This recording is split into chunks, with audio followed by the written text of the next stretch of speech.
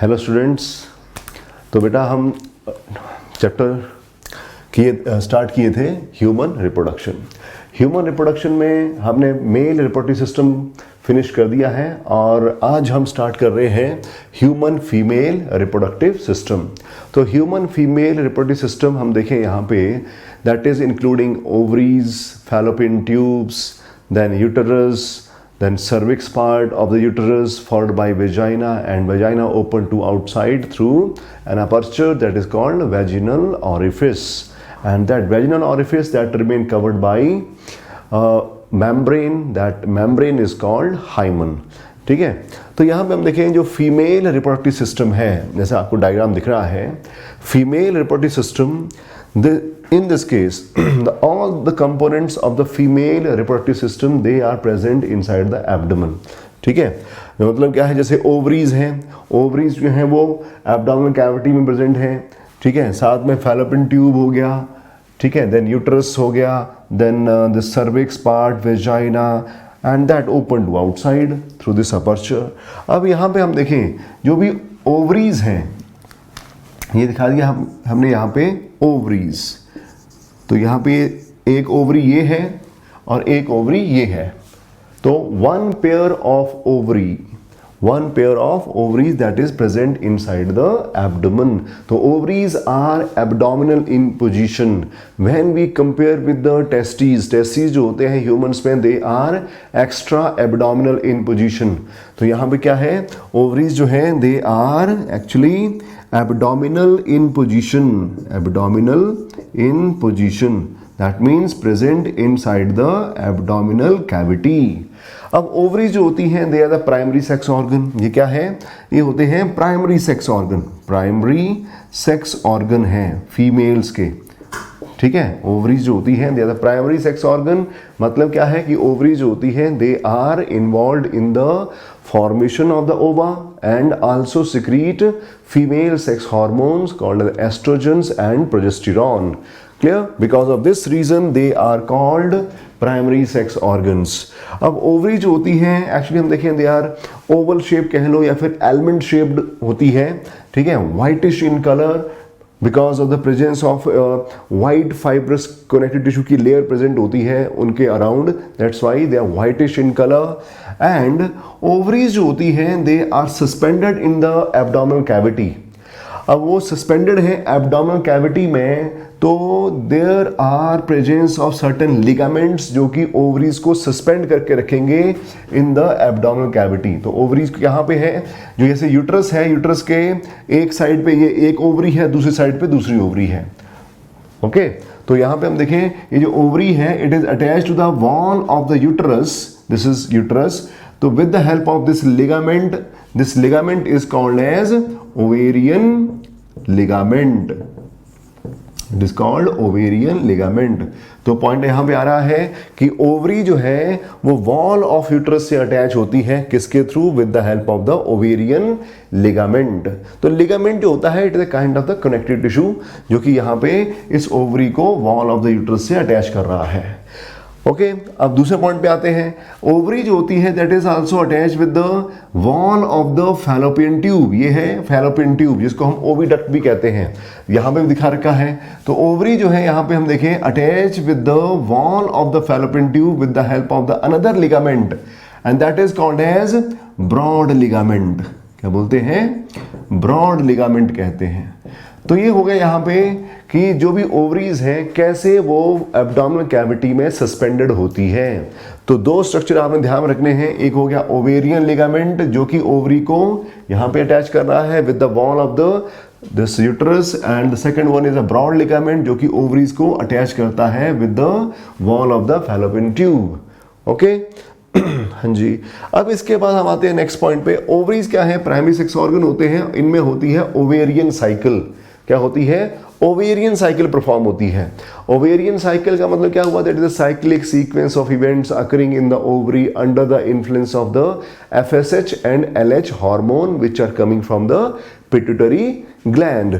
ठीक है, तो उनके इन्फ्लुएंस में यहाँ पे ओवेरियन साइकिल प्रेजेंट होती है और ओवरी जो है वो एग को फॉर्म करती है और एग फिर वहां से LH हार्मोन के इन्फ्लुएंस में ओवरी से रिलीज हो जाता है। That is called ovulation, that is called ovulation.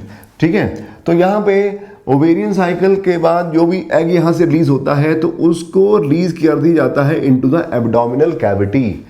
तो यहाँ से वो एब्डोमिनल कैविटी में रिलीज होता है, but that is not lost in the abdominal cavity.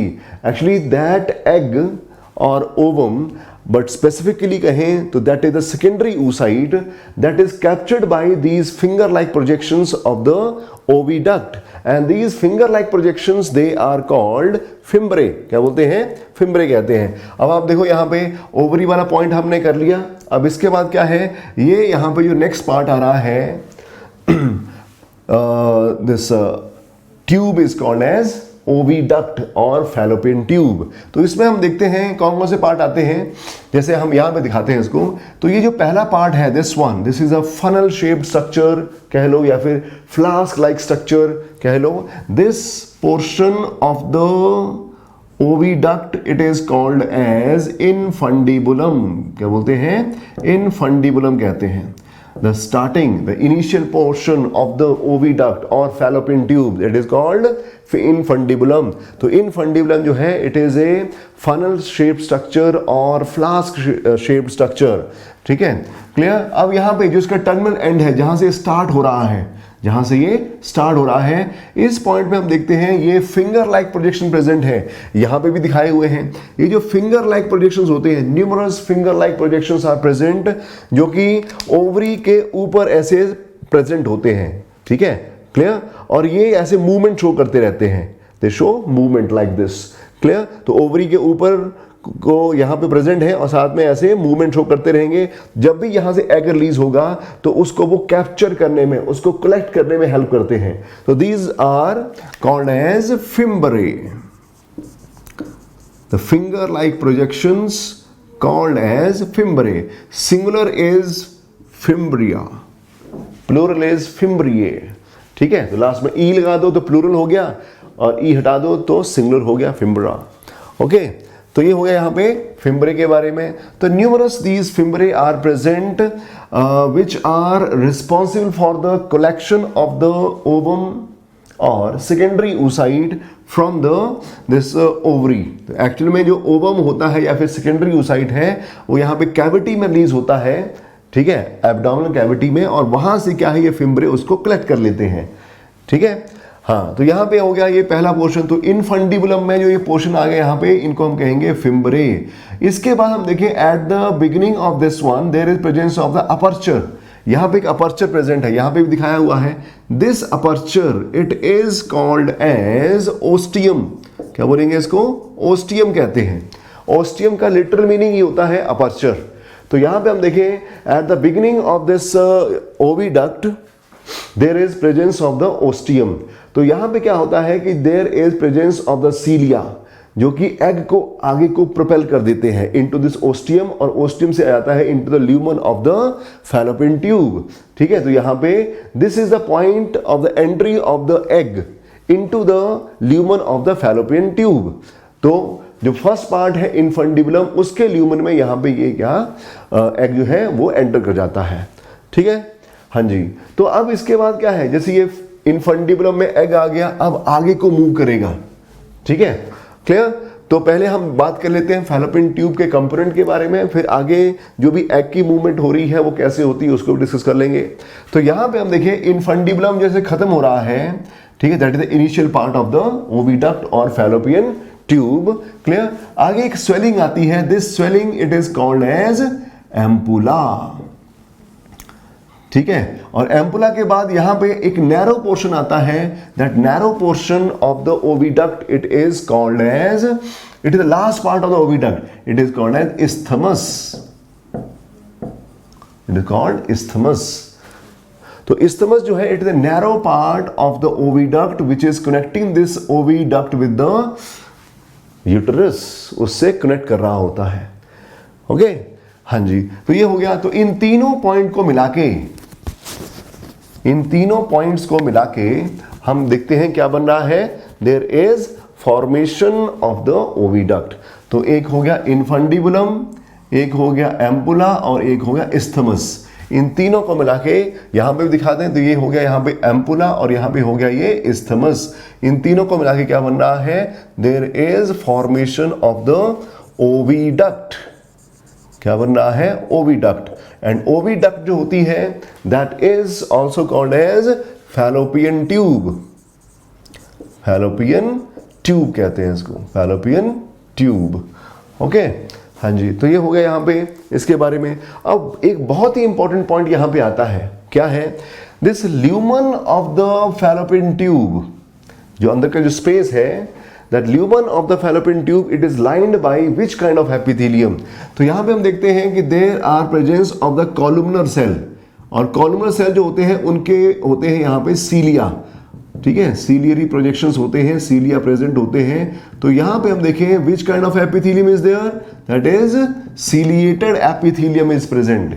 यहां पे सीलिया प्रेजेंट होते हैं along the whole length of the fallopian tube. यहां पे ये दिखा दिया हमने इस तरह से, तो ये यहां पे सीलिया प्रेजेंट होते हैं। तो हम कहेंगे the lumen of the fallopian tube it is lined by ciliated columnar epithelium. ठीक है, तो इंपॉर्टेंट पॉइंट यहां पे आ गया, that is lumen of the fallopian tube it is lined by ciliated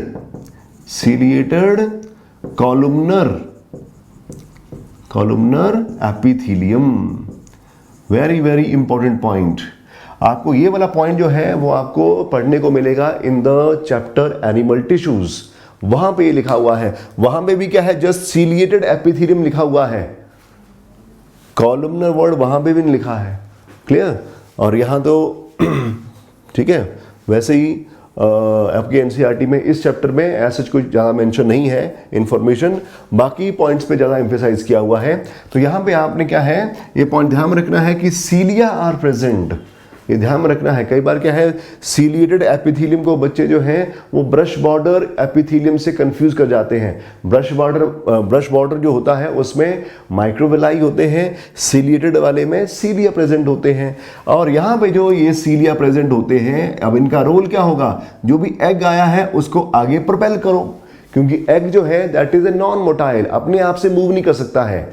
ठीक है, that is non motile structure, तो उसको आगे प्रोपेल करना है towards the ampulla and then further isthmus. तो सीलिया जो है ये हेल्प करते हैं। Very very important point. तो यहां पे हम देखें कि lumen of the fallopian tube that is lined by ciliated columnar epithelium. Okay बेटा, अब यहाँ पे आगे बढ़ते हैं। एक और इंपॉर्टेंट पॉइंट यहाँ पे आता है जो कि आपकी एनसीईआरटी में एम्फेसाइज किया हुआ है और पहले भी नीट में या फिर ऑल इंडिया पीएमटी में इसके रिगार्डिंग क्वेश्चन आ चुके हैं कि यहाँ पे एम्पुला है, ampulla actually it is the site of fertilisation. Most commonly हम देखें जो भी फर्टिलाइजेशन होती है that is fusion of the male and the female gamete, usually that takes place in the ampulla. कहां पे होती है, एम्पुला में फर्टिलाइजेशन होती है। But according to your NCERT book के अकॉर्डिंग यहां पे क्या है, एम्पुला और इस्थमस का जो जंक्शन है, जंक्शन पॉइंट, ये ट्रांजिशन पॉइंट जो होता है, क्लियर, इसको हम कहते हैं एम्पुलरी इस्थमिक जंक्शन। क्या बोलते हैं इसको, ampullary isthmic junction, ampullary isthmic junction का नाम देते हैं। ठीक है, तो एम्पुलरी इस्थमिक जंक्शन आपके एनसीईआरटी में मेंशन्ड है, और ये क्या बोल रहा है कि जो भी फर्टिलाइजेशन होती है वो होती है एम्पुलरी इस्थमिक जंक्शन में। ओके, तो अकॉर्डिंग टू एनसीईआरटी आपने एनसीईआरटी को ही फॉलो करना होता है कि अगर क्वेश्चन आ गया आपको कि where does this fertilisation takes place in case of humans, तो आपने एम्पुलरी इस्थमिक जंक्शन को ही बताना है। एम्पुलरी इस्थमिक जंक्शन ही आंसर आएगा। लेकिन अगर एम्पुलरी इस्थमिक जंक्शन अगर ऑप्शन में नहीं है और एम्पुला है वहां पे, तब आपने एम्पुला को चूज करना होता है। ठीक है, क्लियर? और अगर साथ में इस्थमस दिया है तो इस्थमस को चूज नहीं करना है। Isthmus is not the site of fertilisation, तो आइदर इट इज एम्पुला और एम्पुलरी इस्थमिक जंक्शन। अगर एम्पुलरी इस्थमिक जंक्शन मेंशन नहीं है तब ही आपने एम्पुला को चूज करना है, क्योंकि हमने प्योरली एनसीईआरटी को फॉलो करना होता है ना, क्योंकि जो भी क्वेश्चन पेपर होता है आपका वो एनसीईआरटी से ही बनता है, नीट का।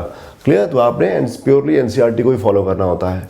तो ये हो गया एक और इंपॉर्टेंट पॉइंट कि फर्टिलाइजेशन जो है वो कहाँ पे हो रही है, that is occurring in the ampullary isthmic junction.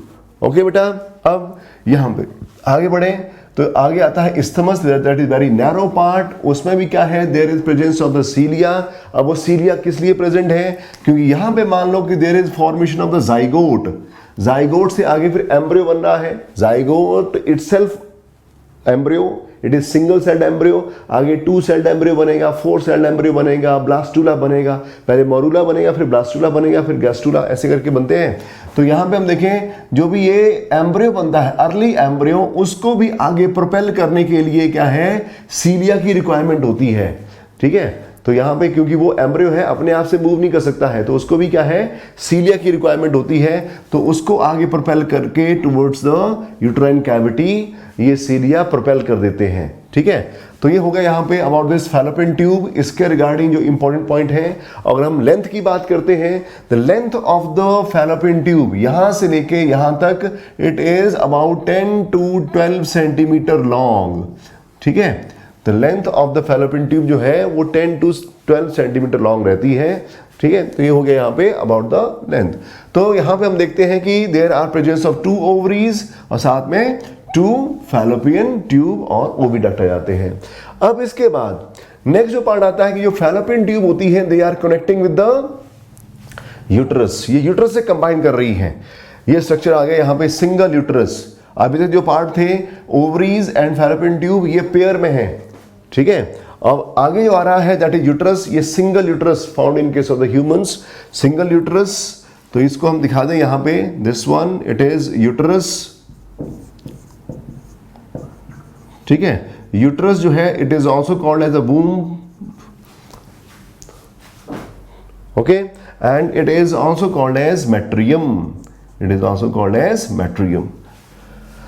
तो यहां पे दिखा दें, this is a uterine wall and this is uterine cavity, uterine cavity. तो अब यूट्रस को देख लेते हैं। अब यूट्रस के केस में क्या है, ये यहां पे हम देखें यूट्रस का एंटीरियर ब्रॉड पार्ट आ गया और नैरो पार्ट नीचे को है। ठीक है, तो ओवरऑल स्ट्रक्चर हम देखें तो that is inverted peer shape structure. जो भी यूट्रस होता है इन्वर्टेड पियर शेप स्ट्रक्चर की फॉर्म में आपको अपीयर होता है। एंटीरियर मोस्ट पार्ट जो है, जो कि ब्रॉडर पार्ट होता है, that is called as fundus और यूट्राइन फंडस। ओके, तो इसको हम क्या बोल देंगे, it is called as uterine fundus part of the uterus, या सिंपली हम इसको फंडस भी कहते हैं। ओके, फिर ये आ गया यहाँ पे, this is a body part of the uterus, then the neck portion, the narrow portion, neck portion, then cervix. तो ये यहाँ पे आ गया सर्विक्स। जो सर्विक्स है that is also the part of the uterus, cervix it is also the part of the uterus. Okay, हाँ जी, तो ये हो गया यहाँ पे। तो यूट्रस के केस में देखिए फंडस हो गया, बॉडी हो गया और अल्टीमेटली क्या है यहाँ पे, सर्विक्स आ गया। ओके, अब यहाँ पे हम देखें, पहले हम यहाँ पे बात कर लेते हैं about the wall of the uterus. जो भी यूट्राइन वॉल है,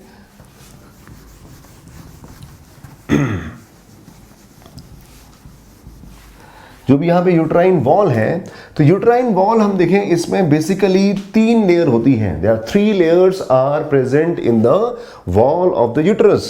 ठीक है, आउटर मोस्ट जो लेयर हम यहाँ पे देखें that is called as perimetrium. क्या बोलेंगे इसको, आउटर मोस्ट मेम्ब्रेनस लेयर। ये आउटर मोस्ट लेयर जो है it is membranous layer, thin membranous layer, it is called as perimetrium. क्या बोलेंगे इसको, पेरीमेट्रियम कहते हैं।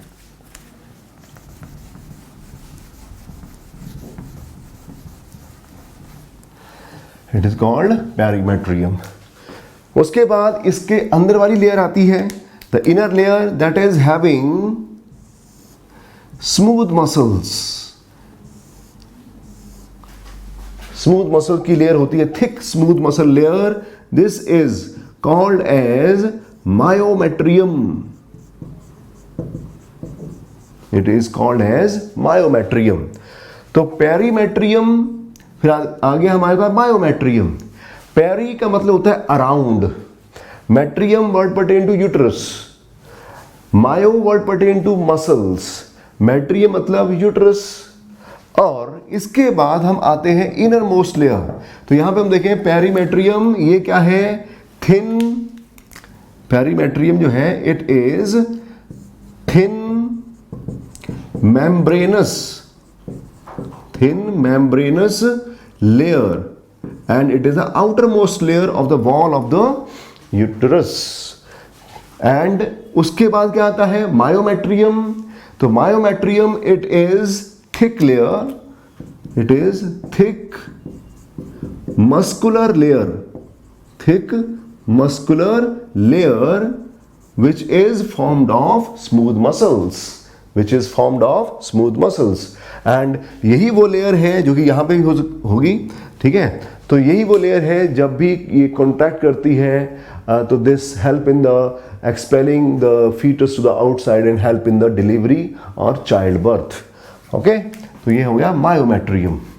तो myo word pertain to muscle, तो myometrium it is a thick muscular layer, और मसल कौन सी है, इनवॉलंटरी मसल्स हैं, स्मूथ मसल्स हैं। अब इसके बाद इनर मोस्ट लेयर आती है यहाँ पे, दिस इनर मोस्ट लेयर जिसमें क्या है, कनेक्टिव टिश्यू प्रेजेंट होते हैं, ठीक है, यहाँ पे भी रहेगा, यहाँ पे भी रहेगा। तो ये जो लेयर है वो यहाँ पे भी है, यहाँ पे भी है और यहाँ पे भी है, क्लियर, सारे इसमें है। ओके, तो यहाँ पे हम देखें जो इनर मोस्ट लेयर यहाँ पे आ गई, that is called as endometrium, it is called endometrium. तो एंडो मतलब इनर, मेट्रियम मतलब यूट्रस, तो यूट्राइन वॉल की सबसे अंदर वाली लेयर है, और ये जो लेयर होती है that is formed of the connective tissues, और उसमें ग्लैंड्स भी प्रेजेंट होती है, तो इसको हम कहते हैं ग्लैंडुलर लेयर। क्या बोलेंगे, it is a glandular layer, और उसमें साथ में क्या है, कनेक्टिव टिश्यू प्रेजेंट होते हैं, और उन कनेक्टिव टिश्यूज में जो भी हमारा डेवलपिंग एम्ब्रियो होता है that is blastula stage, blastocyst stage, वो यहाँ पे इम्प्लांट होती है, क्लियर। तो इम्प्लांटेशन यहाँ पे भी हो सकती है, यहाँ पे भी हो सकती है, और यहाँ पे भी हो सकती है। Okay, that is a normal site for the implantation. अगर इम्प्लांटेशन अगर यूट्रस में हो रही, सॉरी यहाँ पे फैलोपियन ट्यूब में अगर हो जाती है तो उसको हम कहते हैं ectopic pregnancy, when the implantation is occurring at the abnormal site, and that can lead to the very serious problems, that can lead to damage to the fallopian tube, and further that can lead to the infertility in that female. Okay, तो यहाँ पे हम देखें ये तीनों layer जो है यहाँ पे, outermost one perimetrium, middle one myometrium and innermost one endometrium, ये तीनों लेयर जो हैं they are forming the wall of uterus, या सिंपली हम कहेंगे यूट्राइन वॉल। ओके बेटा, तो ये लेयर यहाँ पे भी है, यहाँ पे भी है और यहाँ पे भी है, और ये सारी ये लेयर है, मतलब जो यूट्राइन वॉल है that is enclose in this cavity, that is called uterine cavity. Okay, अब इसके बाद जो नेक्स्ट पॉइंट आता है वो क्या है, यूट्रस जो है, यूट्रस की जो बॉडी पार्ट होता है that is further proceeded by this portion, that is narrow portion, it is called cervix, और सर्विक्स के अंदर जो यहाँ पे एक कैनाल आपको दिख रही है ना, this one, it is called as cervical canal. क्या बोलते हैं उसको, सर्विकल कैनाल कहते हैं। ओके, अब यहाँ पे जब भी हम इसको पढ़ते हैं यहाँ पे, तो क्या है, यहाँ पे ये सर्विकल कैनाल है, और यहाँ पे ये क्या है, this is vagina, this is vagina. तो this uterine cavity and cervical canal के बीच में एक अपर्चर रहेगा, that aperture is called as internal os. क्या बोलते हैं उसको, इंटरनल ओस कहते हैं। ओके,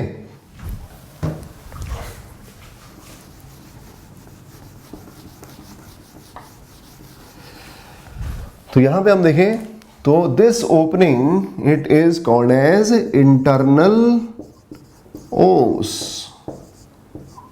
ओस का मतलब होता है ओस्टियम, और ओस्टियम का मतलब होता है अपर्चर। तो इसके और इसके बीच में क्या है, इंटरनल ओस है, और यहां पे भी एक अपर्चर होगा between cervical canal and vagina, इसको हम कहते हैं एक्सटर्नल ओस। ठीक है, तो यहां पे हम देखें कि जो भी ये सर्विकल कैनाल है, cervical canal, it is connected with the uterine cavity through this aperture, that narrow aperture that is called as the internal os, and it is connected with this outer vagina with the help of this aperture that is called as the external os. ये नाम भी हो गए। अब इसके बाद हम आते हैं यहाँ पे, that is vagina। तो vagina जो होता है, अगर इसका हम लेंथ देखें, it is in the range of 3.5 से लेके 4.5 इंचेस ये लॉन्ग होती है। The length of the vagina that is 3.5 to 4.5 inches long होती है। And this vagina along with the cervical canal, this cervical canal और साथ में ये वेजाइना दोनों को मिला के हम इसको कहते हैं बर्थ कैनाल, क्योंकि यही वो कैनाल है जिसके थ्रू यहाँ पे जो फीटस होता है वो बाहर को निकल के आता है। That's why this portion cervical canal plus vagina that is forming the birth canal, क्या बोलते हैं उसको, बर्थ कैनाल कहते हैं। अब ये जो वेजाइना है that open to outside through the external genitalia में एक अपर्चर रहेगा, that aperture it is called as vaginal orifice. Okay, तो क्या आएगा यहाँ पे, वेजिनल ऑरिफिस आएगा। तो यहाँ पे मैं इसको मिटा के दिखा देता हूं। तो this aperture this is called as vaginal orifice, it is called vaginal orifice. Orifice का मतलब ही अपर्चर ही होता है। तो this is the aperture through which this vagina open to outside, but this vaginal orifice, अब यहाँ पे एक इंटरेस्टिंग पॉइंट आता है, very very important point and interesting point. क्या है कि जो भी ये यहाँ पे वेजिनल ऑरिफिस है, this is covered by partially और completely covered by a membrane, that membrane is called as, मान लो ये मेम्ब्रेन है वो, तो this membrane is called as hymen, क्या बोलते हैं, हाइमन कहते हैं। ओके, अब ये जो हाइमन होता है, दिस हाइमन ये इस ओपनिंग को पार्शली कवर करके रखता है या कुछ केसेस में वो कंप्लीटली भी कवर करके रखता है। जहां पे कंप्लीटली कवर करके रखता है वहां पे क्या है, उसको सर्जरी के थ्रू रिमूव करना पड़ता है, उसमें इंसिजन करके उसको हटाना पड़ता है फिर। ठीक है, तो हाइमन जो होता है, hymen it can be distorted. अब इसके बारे में इंपॉर्टेंट पॉइंट, इंटरेस्टिंग पॉइंट, और साथ में आपके नीट एग्जाम के लिए भी एक इंपॉर्टेंट पॉइंट यहाँ पे बन जाता है कि हाइमन जो है इट इज ए मेम्ब्रेन जो कि इस ओपनिंग को पार्शली कवर करके रख रहा है। तो it can be distorted during first sexual intercourse, और it can be distorted during sports activities like horseback riding और साइकिलिंग, या फिर कबड्डी प्लेयर होते हैं, फीमेल कबड्डी प्लेयर जो होते हैं उनके केस में, जो भी जहाँ पे क्या है बहुत ही सीवियर एक्सरसाइज करनी पड़ती है, उस केस में क्या है ये हाइमन डिस्टॉर्ट हो सकता है। क्लियर, या फिर कोई जॉल्ट या कोई झटका लगता है उसकी वजह से भी ये डैमेज हो सकती है ये हाइमन। ठीक है, या फिर during use of tampon, tampon जो होते हैं they are spongy structure use to absorb this menstrual flow, जो भी ब्लड रिलीज होता है ड्यूरिंग मेंस्ट्रुएशन उसको एब्जॉर्ब करने के लिए टेम्पॉन यूज करते हैं, usually that is used by the western womens. Clear, तो उसको यूज करते टाइम भी क्या है ये हाइमन जो है डिस्टॉर्ट हो सकता है। तो मतलब क्या है कि हाइमन जो होता है इट कैन बी डिस्टॉर्टेड और it can be damaged during sports activities और during the use of tampon, और कोई जोल्ट लगता है या फिर during the first sexual intercourse, उसमें भी ये डैमेज या डिस्टॉर्ट हो सकता है। So the presence of the या एब्सेंस ऑफ द या डिस्टॉर्टेड हाइमन जो है, it is distorted hymen is not the reliable indicator of virginity और सेक्सुअल एक्सपीरियंस। ओके, ये एक बहुत ही इंपॉर्टेंट पॉइंट है। हाइमन को बेस बना के कि जो फीमेल है वर्जिन है कि नहीं है, इसको हम मतलब ये एक डायग्नोस्टिक टेस्ट नहीं हो सकता है, क्योंकि ये हाइमन जो है that can be distorted during sports activity. तो अगर फीमेल वर्जिन है लेकिन स्पोर्ट्स एक्टिविटीज में काफी इन्वॉल्व है तो उसमें वो डिस्टॉर्ट हो सकता है। क्लियर? तो मतलब क्या है कि hymen it is not a reliable indicator of virginity और सेक्सुअल एक्सपीरियंस। इंपॉर्टेंट पॉइंट है ये, ध्यान में रखना है। Mention in your NCERT, especially mention किया गया है।